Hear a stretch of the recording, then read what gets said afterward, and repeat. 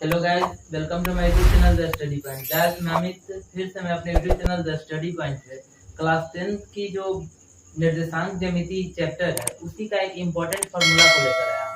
तो गाइस यहाँ पे जैसा कि देख रहे हैं आप लोग, हेडिंग दे दिए विभाजन सूत्र यानी सेक्शन फार्मूला। जो विभाजन सूत्र होता है उसको हम लोग किस प्रकार ज्ञात करेंगे उसी का आज हम लोग डिस्कस करने वाले हैं। तो गाइस विभाजन सूत्र कहने का मतलब हुआ कि दो बिंदु को मिलाने वाले रेखाखंड को कोई तीसरा बिंदु कितना अनुपात में बांट रहा है और जो अनुपात में बांट रहा है उस बिंदु का निर्देशांक क्या होगा उसी का आज हम लोग डिस्कस करने वाले हैं और उसी को ज्ञात करने वाले हैं। जैसा कि गाइस यहाँ पे हमने लिखा है कि हल में माना कि ax1, y1 तथा bx2, y2 के विभाजन करने वाले बिंदु P, यानी यहाँ पे देखिए AB एक रेखाखंड है और AB रेखाखंड के A का निर्देशांक x1 y1 है और B का निर्देशांक x2 y2 है।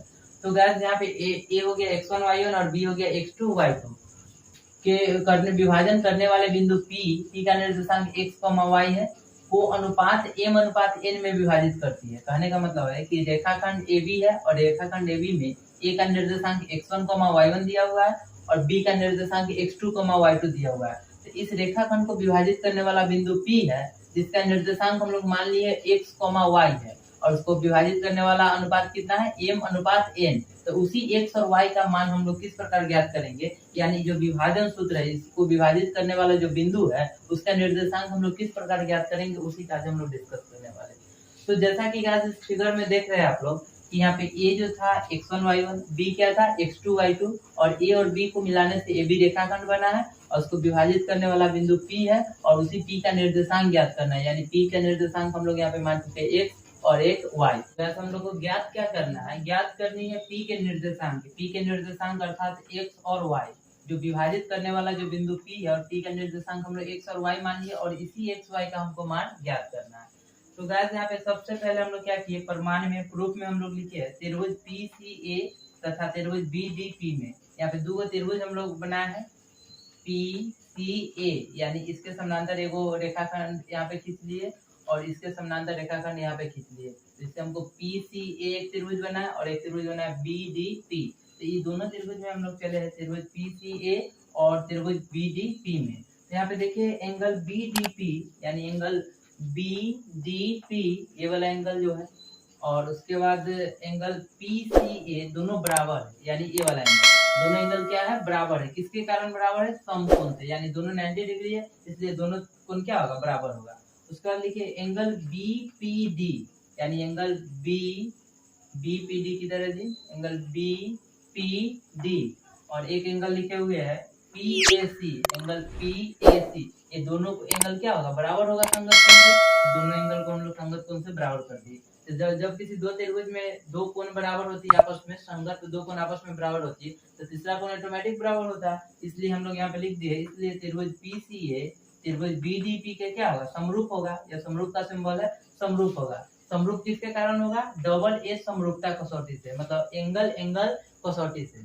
एंगल एंगल जो समरूपता कसौटी होता है उसी के कारण दोनों क्या होगा समरूप होगा। तो गाइस दो त्रिभुज जब समरूप होती है तो उसकी संगत भुजा क्या होती है समानुपाती होती है। तो यहाँ पे हम लोग लिखते हैं कि अतः भुजाएं क्या होगी समानुपाती होगी। जो संगत भुजाएं क्या होगी समानुपाती होगी। यहाँ पे भुजाएं हम लिखते हैं समानुपाती होगी, अर्थात यहाँ पे लिख सकते थे कि अतः संगत भुजाएं क्या होगी समानुपाती होगी। संगत भुजा समानुपाती होगी कहने का मतलब होगा कि जो त्रिभुज PCA में AC जो है AC का समान अनुपात में कौन बांटेगा PD, यहाँ पे AC अनुपात क्या कर दिए PD।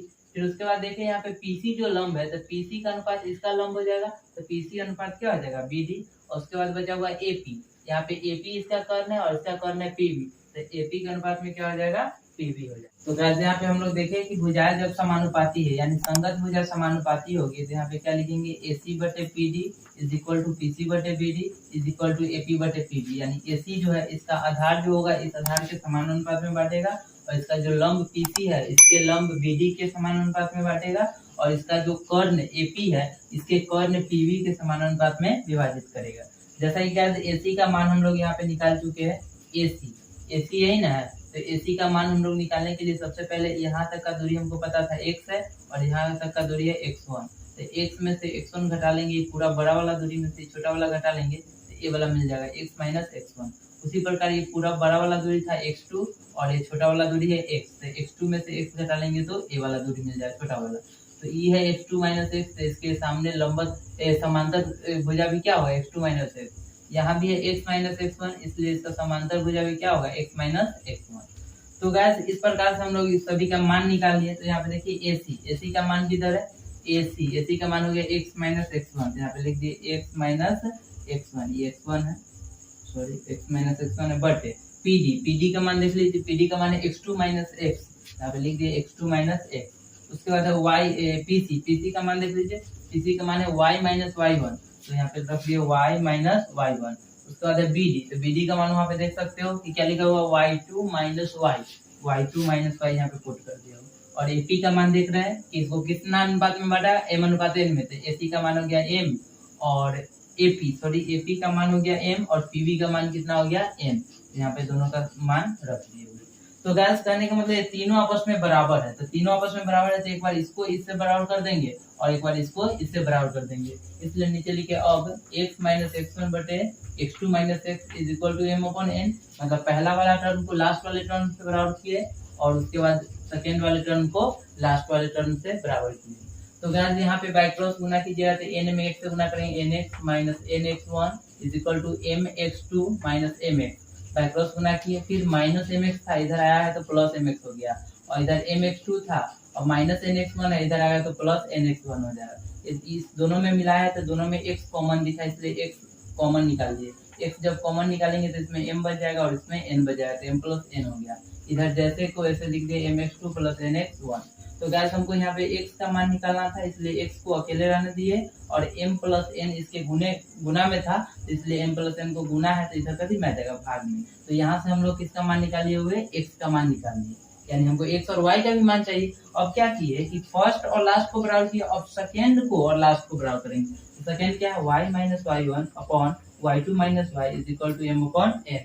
तो गैस यहाँ पे भी हम लोग बाय क्रॉस का गुना किए, सेम इसी का प्रोसेस, तो हो गया ny minus ny1 is equal to my2 minus my, फिर माइनस my है इधर आएगा तो प्लस my हो जाएगा, और इधर my2 माइनस ny1 था तो इधर आ गया प्लस ny1। तो गैस यहाँ पे दोनों में y कॉमन दिख रहा है, y कॉमन ले लिए और यहाँ पे था m बच गया प्लस n, तो m प्लस n हो गया, और इधर my2 प्लस ny1। तो गैस यहाँ पे m प्लस n जो था इसके गुना में था, इसलिए गुना में इधर तो इधर आ जाएगा कथी में भाग में, तो यहाँ पे y का भी मान हम लोग निकाल दिए। तो गैस यहाँ पे हम लोग को x और y का मान निकालना था, तो हम लोग फाइनली x और y का मान निकाल चुके हैं। तो गैस इस प्रकार से अगर प्रत्येक स्टेप को आप लोग समझे होंगे, अगर इस फिगर को बढ़िया से समझ में आ गया होगा, फिगर अच्छा से समझ में आ गया होगा, तो इस कॉन्सेप्ट को भी मे भी दिक्कत नहीं हुआ होगा। तो गैस हम इस प्रकार के वीडियो लगातार अपने यूट्यूब चैनल पे लाते रहते हैं। अगर इस वीडियो को अगर आप लोग अच्छा से समझे हैं तो मे भी आप लोग को अच्छा लगा होगा और आप लोग समझ भी पाए होंगे। तो गाइस अगर मेरा वीडियो आप लोगों को अच्छा लगा है तो इस वीडियो को लाइक करो, कमेंट